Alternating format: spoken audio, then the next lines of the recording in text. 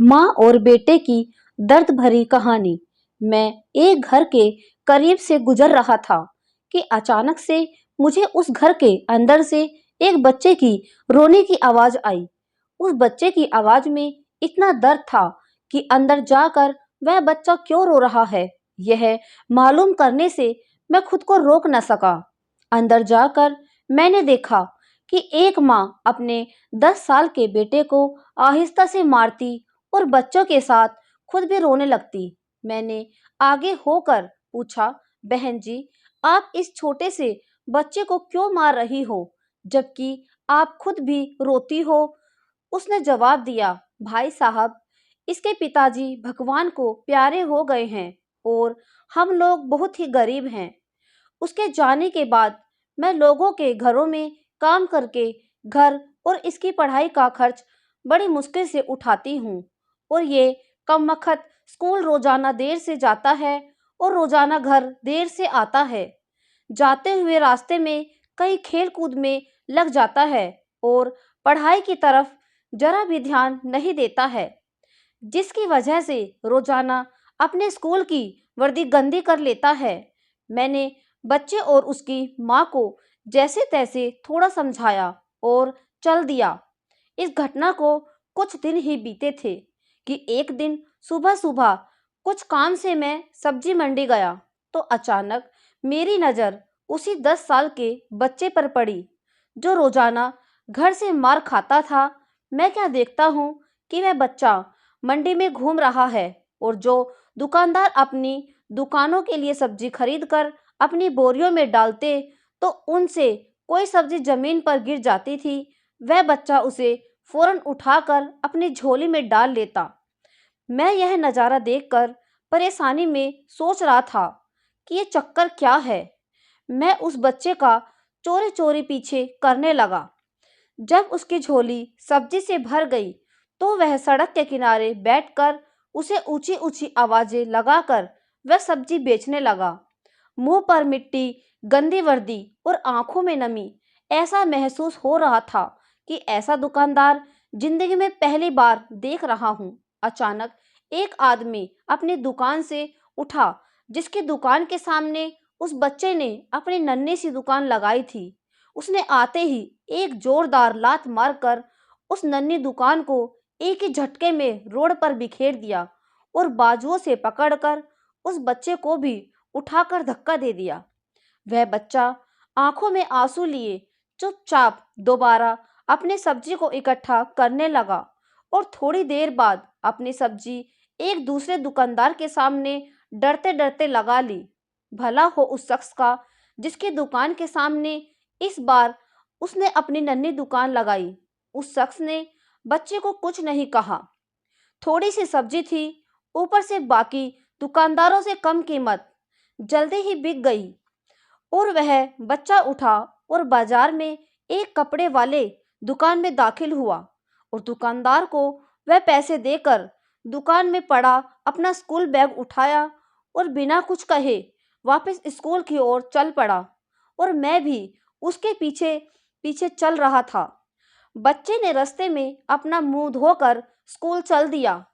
मैं भी उसके पीछे स्कूल चला गया। जब वह बच्चा स्कूल गया तो 1 घंटा लेट हो चुका था, जिस पर उसके टीचर ने डंडे से उसे खूब मारा।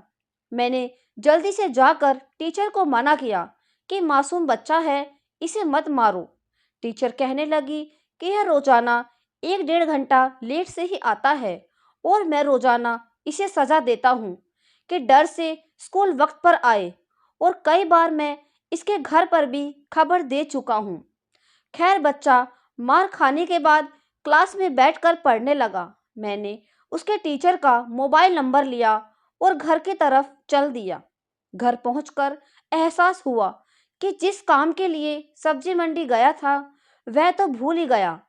मासूम बच्चे ने घर आकर माँ से एक बार फिर मार खाई। सारी रात मेरा सर चकराता रहा। सुबह उठकर फौरन बच्चे के टीचर को कॉल किया कि मंडी टाइम पर हर हालत में पहुंचे। वो मान गए। सूरज निकला और बच्चे का स्कूल जाने का वक्त हुआ और बच्चा घर से सीधा मंडी अपनी नन्ही दुकान का इंतजाम करने निकला। मैंने उसके घर जाकर उसकी माँ को कहा कि बहन जी, आप मेरे साथ चलो, मैं आपको बताता हूँ आपका बेटा स्कूल क्यों देर से जाता है। वह फौरन मेरे साथ मुंह से यह कहते ही चल पड़ी कि आज इस लड़के की मेरे हाथों से खैर नहीं, छोड़ूंगी नहीं उसे आज। मंडी में लड़के का टीचर भी आ चुका था। हम तीनों ने मंडी की 3 जगहों पर पोजीशन संभाल ली और उस लड़के को छुपकर देखने लगे। आज भी उसे काफी लोगों ने डांट फटकार कर और धक्के खाने पड़े और आखिरकार वह लड़का अपने सब्जी बेचकर कपड़े वाली दुकान पर चल दिया। अचानक मेरी नजर उसकी माँ पर पड़ी तो क्या देखता हूँ कि वह बहुत ही दर्द भरी सिसकियां लेकर लगातार रो रही थी और मैंने फौरन उसके टीचर की तरफ देखा तो बहुत शिद्दत से उसके आंसू बह रहे थे। दोनों के रोने में मुझे ऐसा लग रहा था जैसे उनको ने किसी मासूम पर बहुत जुल्म किया हो। आज उनको अपनी गलती का एहसास हो रहा हो। उसकी माँ रोते रोते घर चली गई और टीचर भी सिसकियां लेते हुए स्कूल चला गया। बच्चे ने दुकानदार को पैसे दिए और आज उसको दुकानदार ने एक लेडी सूट देते हुए कहा कि बेटा, आज सूट के सारे पैसे पूरे हो गए हैं, अपना सूट ले लो। बच्चे ने उस सूट को पकड़ लिया और स्कूल बैग में रख लिया और स्कूल चला गया। आज भी वह 1 घंटा देर से था। वह सीधा टीचर के पास गया और बैग डेस्क पर रखकर मार खाने के लिए अपनी पोजीशन संभाल ली और हाथ आगे बढ़ा दिए कि टीचर डंडे से उसे मार ले। टीचर कुर्सी से उठे और फौरन बच्चे को गले लगाकर इस कदर जोर जोर से रोया कि मैं भी देखकर अपने आंसुओं पर काबू न रख सका। मैंने अपने आप को संभाला और आगे बढ़कर टीचर को चुप कराया और बच्चे से पूछा कि यह जो बैग में सूट है वह किसके लिए है। बच्चे ने रोते हुए जवाब दिया कि मेरी माँ अमीर लोगों के घरों में मजदूरी करने जाती है और उसके कपड़े फटे हुए होते हैं, कोई जिस्म को पूरी तरह से ढांपने वाला सूट नहीं और मेरी माँ के पास पैसे भी नहीं, इसलिए अपने माँ के लिए यह सूट खरीदा है। तो यह सूट अब घर ले जाकर माँ को आज दूंगा। मैंने बच्चे से सवाल पूछा। जवाब ने मेरे और उस टीचर के पैरों के नीचे से जमीन निकाल दी।